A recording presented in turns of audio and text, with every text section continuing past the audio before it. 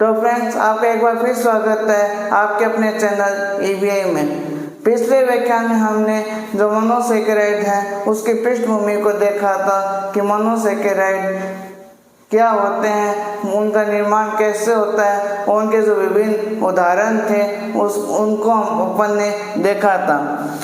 आज हम जो मोनोसेकेराइड है उसकी संरचना के बारे में अध्ययन करेंगे। तो सबसे पहले हम संरचना को समझने के लिए ग्लूकोज और फ्रक्टोज का उदाहरण लेते हैं ताकि समझने में आसानी रहे। यदि हम ग्लूकोज की बात करें तो यह एक एल्डोज शर्करा है, अर्थात इसमें एक एल्डिहाइड समूह पाया जाएगा।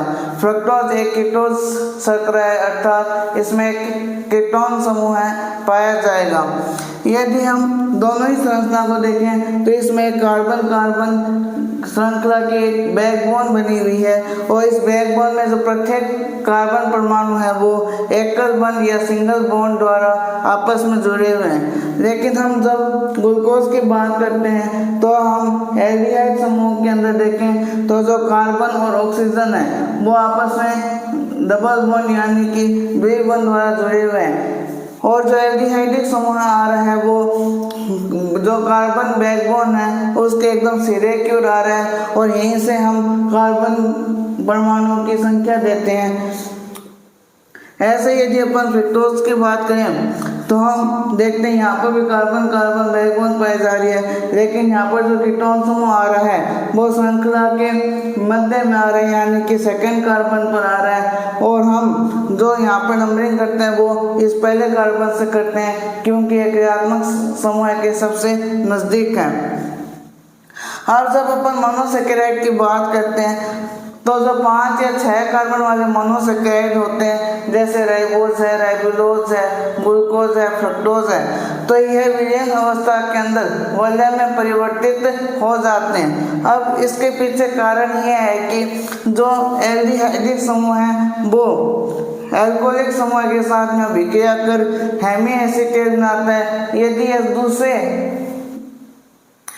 यह दूसरे एल्कोहलिक समूह के साथ में क्रिया करता है तो यह एसीटेट या कीटेट का निर्माण करता है। जैसे यहाँ पर आपको अभिक्रिया दिखाई गई है, कुछ इस प्रकार से अभिक्रियाएं चलती है।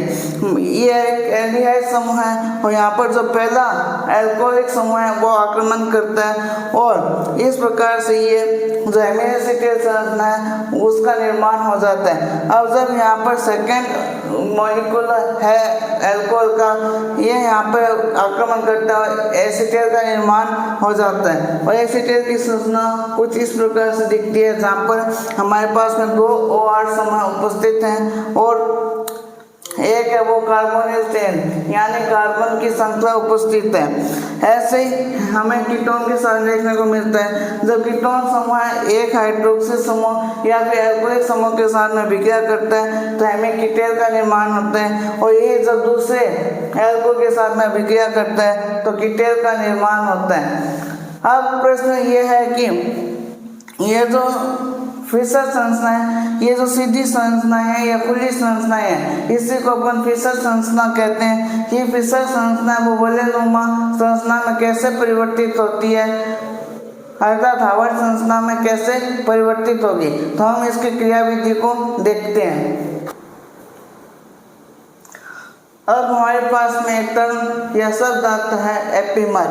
तो एपीमर वह ऐसी संरचनाएं होती है या ऐसी शर्कराएं होती है या ऐसे मोनोसेकेराइड होते हैं जिनके एक कार्बन पर जो हाइड्रोक्सिल और हाइड्रोजन का विन्यास है वो विपरीत होता है। यदि अपन उदाहरण देखें ग्लूकोज और मैनोज का, तो यहाँ पर जो सेकेंड कार्बन परमाणु है उसके ऊपर हाइड्रोक्सिल और हाइड्रोजन का जो विन्यास विपरीत है ग्लूकोज की तुलना में। तो हम कह सकते हैं कि जो ग्लूकोज और मैनोज है आपस में एपीमर है या ये C2 एपीमर कहलाते हैं क्योंकि दूसरे कार्बन परमाणु पर इनका विन्यास विपरीत है। जबकि अपन गैलेक्टोज को देखें और ग्लूकोज की तुलना करें तो यहाँ पर अपन देखते हैं कि जो चौथा कार्बन परमाणु है इस पर विन्यास विपरीत है हाइड्रोक्सिल और हाइड्रोजन परमाणु का।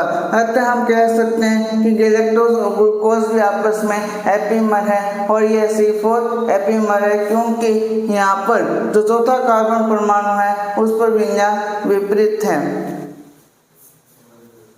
तो आज के लिए इतना ही दोस्तों।